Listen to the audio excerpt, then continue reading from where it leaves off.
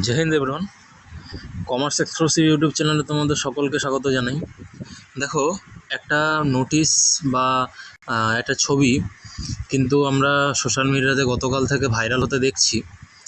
হ্যাঁ, তো সেটা সম্বন্ধে আমরা জানবো আজকে।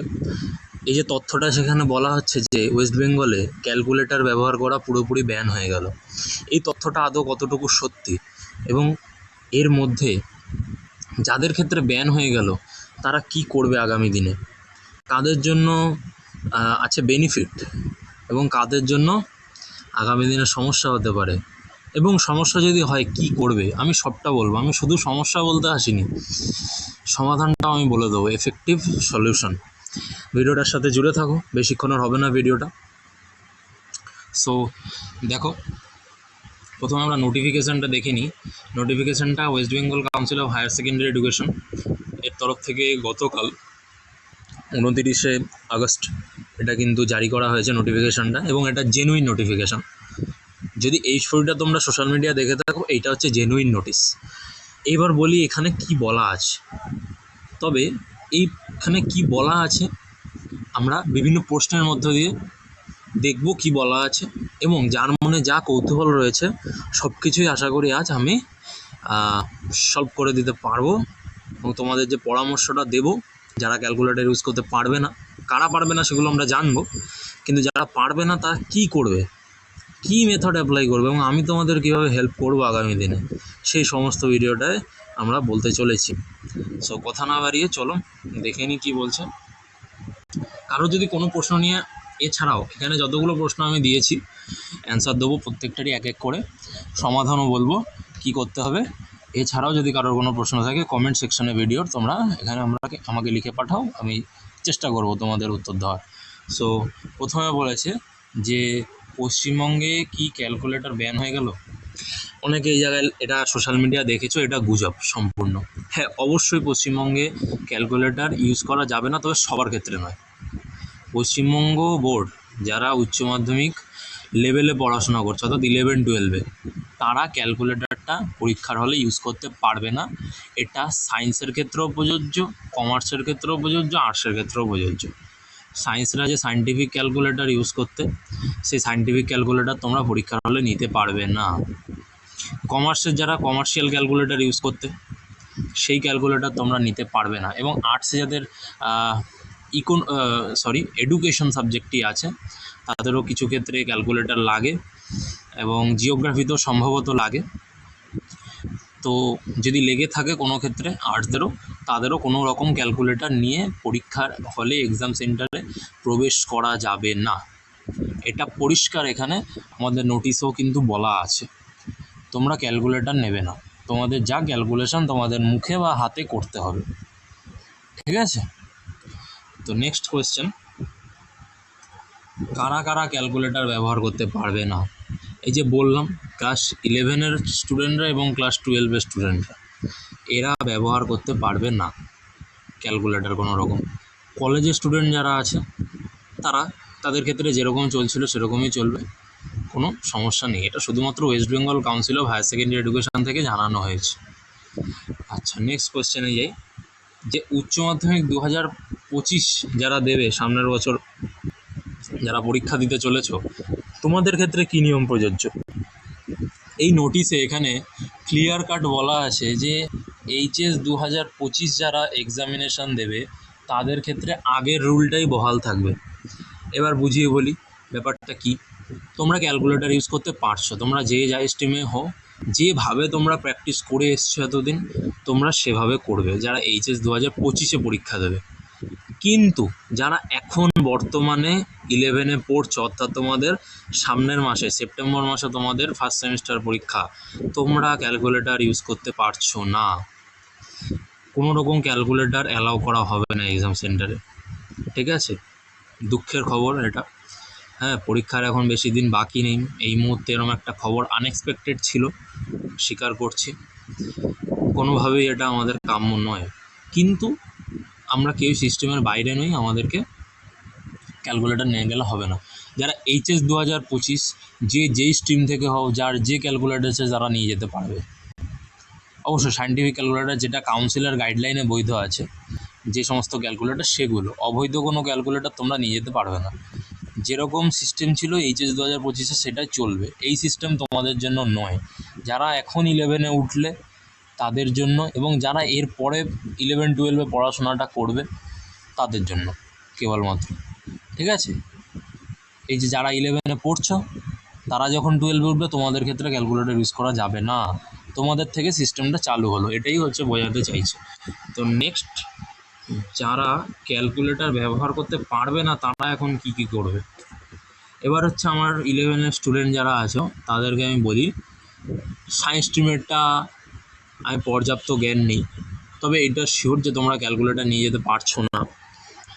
ম্যাথে সেরকম একটা লাগে না ক্যালকুলেটর, 11-এ যারা পড়ছো সায়েন্সের যে ম্যাথ আছে ম্যাথে ক্যালকুলেটর লাগে না। ফিজিক্স কেমিস্ট্রি তোমাদেরকে ফিজিক্স কেমিস্ট্রির টিচাররা গাইড করতে পারবেন। আমি কমার্সদের ব্যাপারে আসি। কমার্সের ব্যাপারে, আচ্ছা আর্টসের ব্যাপারটাও আমি খুব একটা গাইড করতে পারবো না। কমার্সের কথাটা বলি, সত্যি তোমাদের খুব প্রবলেম। অ্যাকাউন্টস, কস্টিং, ট্যাক্সেশন যারা পড়ছো তাদের ক্ষেত্রে সত্যি খুব সমস্যা, তবে ফার্স্ট সেমিস্টারে নয়। এবার আসি কীরকম, তাইলে কি ক্যালকুলেটর নিয়ে যাওয়া যাবে? না, ক্যালকুলেটর নেওয়া যাবে না, তাও সমস্যা হবে না। এবার বলি কীরকম, ফার্স্ট সেমিস্টারে তোমাদের যখন এমসিকিউ আসবে ম্যাক্সিমাম থিওরি বেসড কোয়েশ্চেন আসবে, এটা আমি তোমাদের আগেও বলেছি। এই সম্ভাবনাটাই বেশি এমসিকিউ প্যাটার্নে, আগের ভিডিওতেও বলেছি, এই ভিডিওতেও বললাম। এবার তার মানে কি 40টা এমসিকিউ আমার থিওরি আসবে? না, তোমাদের কিছু কিছু ক্যালকুলেটিভ কোয়েশ্চেন আসবে, মানে যেখানে তোমাকে ছোটোখাটো ক্যালকুলেশন করতে হবে বুদ্ধি খাটিয়ে একটু। আমাদের চ্যানেলে যে ভিডিওগুলো তোমরা দেখেছো এমসিকিউ সিরিজ বা শর্ট ভিডিওতে, সেখানে আমরা কিছু ক্যালকুলেটিভ কোয়েশ্চেন করিয়েছি। ক্যালকুলেটর সেখানে লাগেনি, তোমাদেরও লাগবে না। ফার্স্ট সেমিস্টারের জন্য তোমাদের ক্যালকুলেটর সমস্যা নেই। তাছাড়াও বলি, যদি কোনো জটিল ক্যালকুলেশন দিয়ে দেয়, ধরো তোমার দেবে না ওরকম, ধরো 122 আছে, কোথাও তার 5%, এবার তোমাদের চিন্তা হবে যে এটা কিভাবে করব, টাইম লেগে যাবে। দেখো তোমাদের কিন্তু 1 ঘন্টা 15 মিনিট সম্ভবত, আমি শিওর নই, এরকম কিছু টাইম দেওয়া হয়েছে মাত্র 40খানা এমসিকিউর জন্য। যেগুলো থিওরি বেসড কোয়েশ্চেন তোমরা আগে করে নেবে, যেগুলো জানো প্রিভিয়াস ইয়ার থেকে চলে এসছে, আমি যেগুলো পড়িয়েছি ওখান থেকে চলে এসছে, তোমরা অ্যান্সার জানো, সেগুলোকে আগে করে নিলে, তারপর কিছু বুদ্ধি খাটানোর অঙ্কে করলে, এবং তারপর তোমরা চলে গেলে ক্যালকুলেটিভ পার্টে, অনেক টাইম পাচ্ছ। দেখো 122 আমি যে বললাম, ধরো এর সাথে 5% করছো, কতক্ষণ লাগবে ক্যালকুলেশন করতে? বড় জোর 1 মিনিট, বড় জোর 2 মিনিট, এনাফ টাইম আছে। সো এখানে সমস্যা হবে না। এইবার বলি তাহলে সমস্যাটা হবেটা কোথায়? কিছু তো সমস্যা হবে রে ভাই, এখানে ক্যালকুলেটর বাদ দিয়ে দিল, সমস্যাটা কি হবে? সমস্যাটা হবে যখন তোমরা ডেসক্রিপটিভ পেপার করতে যাবে, অ্যাকাউন্টসে বা ট্যাক্সে বা কস্টিংয়ে যখন তোমরা করতে যাবে, তখন তো তোমাদেরকে ফাইনাল অ্যাকাউন্টস করতে হবে। অ্যাকাউন্টসে আমি অ্যাকাউন্টসেরটাই বলি, ফাইনাল অ্যাকাউন্টস করতে হবে। আচ্ছা আমি সব করাবো, চিন্তা নেই কোনো। এবং তোমরা কিভাবে ক্যালকুলেটর ছাড়া কিভাবে শর্টকাট টেকনিকে তোমরা ক্যালকুলেশনগুলোকে এগিয়ে নিয়ে যাবে, সেই জিনিসটাও আমি কিন্তু তোমাদের শিখাবো। চ্যানেলটার সাথে জুড়ে থাকতে হবে। এগুলো ইউটিউবে তোমাকে কেউ শেখাবে না, একদম অনেস্ট আমি বলছি তোমাকে কথা, কেউ শেখাবে না, নিজের সময় নষ্ট করে কেউ এগুলো করবে না। কেন সবার মাথায় একটা আছে যে ও আমরা তো পাস করে গেছি, আমাদের কোনো ঝামেলা নেই, ও যারা পড়ছে তাদের সমস্যা, তারা ক্যালকুলেটর নিয়ে যাবে, ক্যালকুলেটর ছাড়া কীভাবে করবে না করবে ও তাদের ব্যাপার, আমার কি মাথা ব্যথা করে কী হবে, এরকমটা সবার ভাবনা। কিন্তু এই ভাবনা আমি অন্তত ব্যক্তিগতভাবে বিশ্বাসী নই। তোমরা কীভাবে ক্যালকুলেটর ছাড়া ভালোভাবে করবে এবং সব ধরনের ক্যালকুলেশান কীভাবে তোমরা করবে, সেই টেকনিকগুলো আমি তোমাদেরকে শেখাবো। চ্যানেলটার সাথে ভাই জুড়ে থাকতে হবে, নাইলে তুমি শিখবে কোথা থেকে? ভিডিওগুলো যখন পোস্ট করব তোমার তো মিস হয়ে যাবে না, শেখাবো সব। এবার ধরো ফাইনাল অ্যাকাউন্টে তোমাকে ব্যালেন্স শিট বানাতে হবে, ট্রেডিং পিএল অ্যাকাউন্ট বানাতে হবে, প্রফিট বার করতে হবে, সেখানে প্লাস মাইনাসের ব্যাপার আছে, ডেপ্রিসিয়েশন ক্যালকুলেট করতে হবে তোমাকে। বিরাট ঝামেলার ব্যাপার মনে হচ্ছে, কিছুই ঝামেলা নেই, পজিটিভ মাইন্ডসেট রাখো। আমি বলছি অবশ্যই তোমরা এতদিন ক্যালকুলেটারে করে এসছো, তোমরা নতুন পড়ছো কমার্স, তোমাদের জন্য অবশ্যই এটা খুবই সমস্যা, কিন্তু কোনো কিছু অসম্ভব না, কঠিনও নয়। আমি তোমাদের কাছে সহজ করে দেবো বিষয়টা, তোমরা শুধু আমার সাথে জুড়ে থাকো, কথা দিলাম কীভাবে করতে হবে সব বলে দেবো। নেক্সট কোশ্চেনে যাই। নেক্সট কোশ্চেন কী বলছে, ক্যালকুলেটর ব্যবহার না করেও কি ফুল মার্কস পাওয়া সম্ভব? ধরো যারা ভাবছিলে আমি বোর্ডে র্যাঙ্ক করতে চাই, আমি কমার্সের কথা বলি, সায়েন্সদের ক্ষেত্রে ফিজিক্স কেমিস্ট্রির মাস্টারমশাইরা তোমাদেরকে বলতে পারবেন যে কীভাবে তোমরা সেখানে ক্যালকুলেটর ছাড়া নাম্বারটাকে ইনক্রিজ করবে। আমি কমার্সের ক্ষেত্রে বলি, ওই যে বললাম আমি ভিডিওস দেবো, ফাইনাল অ্যাকাউন্ট বানানো শেখাবো, হ্যাঁ, নন প্রফিট অর্গানাইজেশন শেখাবো, সিঙ্গেল এন্ট্রি সিস্টেম, ডেপ্রিসিয়েশন, এগুলো শেখাবো এবং ক্যালকুলেটর ছাড়া শেখাবো তোমাদেরকে, ঠিক আছে? এবার কথা হচ্ছে, যারা ভেবেছিলে যে আমি বোর্ডে মেরিট লিস্টে স্থান পেতে চাইছি, আমি খুব ভালো রেজাল্ট করতে চাইছি, আমি বিদ্যালয়ে ফার্স্ট হতে চাইছি, যাদের এই ধরনের ভাবনা, শুধুমাত্র ক্যালকুলেটর ব্যবহার করতে দেবে না বলে কি তোমাদের স্বপ্ন চুরমার হয়ে যাবে? এটা কখনোই হতে পারে না। এটা কখনোই তোমাদের কাছে একটা প্রতিবন্ধকতা নয়। যদি হয়ে থাকে আমি ভেঙে দেবো এই প্রতিবন্ধকতা। তুমি শুধু আমি যেভাবে বলছি তুমি ফলো করো, এবং অবশ্যই তোমরা যদি বাড়িতে প্রাইভেট টিউশন প্রত্যেকেই পড়ো, যেখানে পড়ছো তিনি যেভাবে পথ তোমাকে দেখাচ্ছেন বা বিদ্যালয়ের মাস্টারমশাইরা যেভাবে পথ দেখাচ্ছেন, পার্টিকুলারলি ক্যালকুলেটর ছাড়া ক্যালকুলেশন করার বিষয়ে পথটাকে ফলো করো, লাভবান হবে। কেননা এক সময় ছিল আজ থেকে 40-50 বছর আগে, তখন ক্যালকুলেটর ছিল না, তখন আমাদের ইউনিভার্সিটিগুলো ক্যালকুলেটর ইউজ করতে দিত না। তখন এরকমভাবেই মুখে মুখে তোমাদের এখন যেমনভাবে করতে হবে তখন এরকমভাবে করতে হতো, শেখানো। তারা পেরেছে, তোমরাও পারবে। কেন? কিছু টেকনিক থাকে, যে টেকনিকগুলো সবাই বলবে না তোমাকে। এই টেকনিকগুলো হচ্ছে শেখার, সেটা তোমাকে তোমার বাড়ির মাস্টারমশাই শেখাতে পারেন, সেটা বিদ্যালয়ের মাস্টারমশাই শেখাতে পারেন, আমি তো অবশ্যই শেখাবো।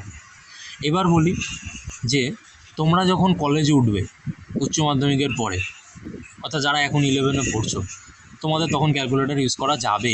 আপাতত ইউনিভার্সিটির গাইডলাইনে এরকম কোথাও বলা নেই যে ক্যালকুলেটর বন্ধ হতে পারে।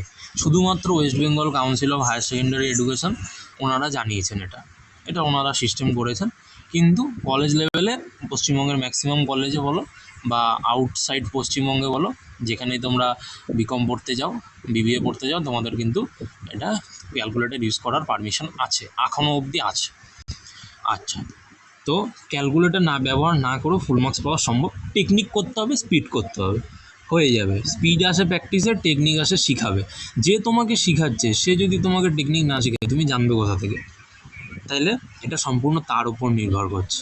আর অবশ্যই তোমার উপরও একটা দায়িত্ব নির্ভর করছে যে তোমাকে টেকনিকগুলো শিখতে হবে যেভাবে শেখানো হচ্ছে, ঠিক আছে? সে যেই শেখাক তোমাকে, আমি শেখাবো, চিন্তা করো না। কেউ তোমাদের সাথে না থাকলে আমি তোমাদের দায়িত্ব নিয়ে শেখাবো টেকনিকগুলো।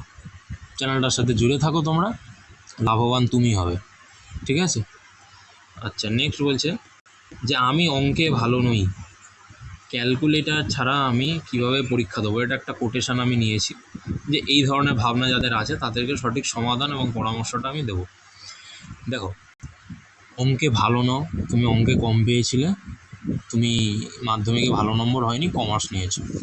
আগে বলবো ভাবনাগুলোকে ঝাড়ো মাথার থেকে। মাধ্যমিকে কী পেয়েছো, কী পাওনি, কী করেছো ভুলে যাও। তুমি নতুন করে জীবন শুরু করেছো কমার্স নিয়ে। যারা সায়েন্স নিয়েছে তাদের আগেও সায়েন্সের কিছু পার্ট ছিল মাধ্যমিক অবধি, যারা আর্টস নিয়েছে তাদেরও পার্ট ছিল কিছুটা মাধ্যমিক অবধি। তুমি কমার্স, তুমি দেখাও বাংলা ইংরেজি বাদ দিয়ে তোমার কোন সাবজেক্টটা তোমার আগের সাথে রিলেশান ছিল। কোনো সাবজেক্ট ছিল? উত্তর হবে না, কোনো সাবজেক্ট রিলেশান আগের ক্লাসের সাথে ছিল না, যারা ওয়েস্ট বেঙ্গল বোর্ডের কথা বলছি। তাইলে তোমার নতুন জীবন শুরু করছো, ঘাবড়াবে না। তুমি অঙ্কে ভালো ছিলে না, দরকার নেই থাকার, তোমার এখানে তাও বেস্ট নম্বর আসবে। এবার কিভাবে? ওই যে বললাম টেকনিক, জগৎ সংসার টেকনিকে চলে। তুমি টেকনিক না জানলে কারোর দোষ না সেটা, ঠিক আছে? তুমি টেকনিক না জানলে এই কথাটাই তোমাকে বলতে হবে যে আমি অঙ্কে ভালো নই, তাই আমার নাম্বার খারাপ হয়েছে। অঙ্কে ভালো হওয়ার দরকার নেই তো, টেকনিক শিখতে অঙ্কে ভালো হওয়ার দরকার লাগে না। তোমার বেসিক যদি নলেজ থাকে, যোগ বিয়োগ গুণ ভাগ করতে পারো, তাইলেই হবে, আর কিছু লাগে না। এইটুকুই বলার। যারা অঙ্কে ভালো না তারাও আমার সিরিজটাকে ফলো করবে। তোমাদের ফার্স্ট সেমিস্টারের পর সিরিজটা আনবো, কারণ এখন এনে লাভ নেই, এখন তোমাদের এমসিকিউর উপর ধ্যান দিতে হবে। আর এই নেগেটিভ ভাবনাগুলোকে সরাও, যে ক্যালকুলেটর ইউজ করতে দেবে না, এই দেবে না, সেই দেবে না, এগুলোকে সরাও মাথার থেকে ভাই। তাহলে যা পড়েছো না সেগুলো জানা জিনিস চোখের সামনে ভুল করে আসবে, বাড়ি এসে কান্নাকাটি করবে, তখন তো লাভ নেই।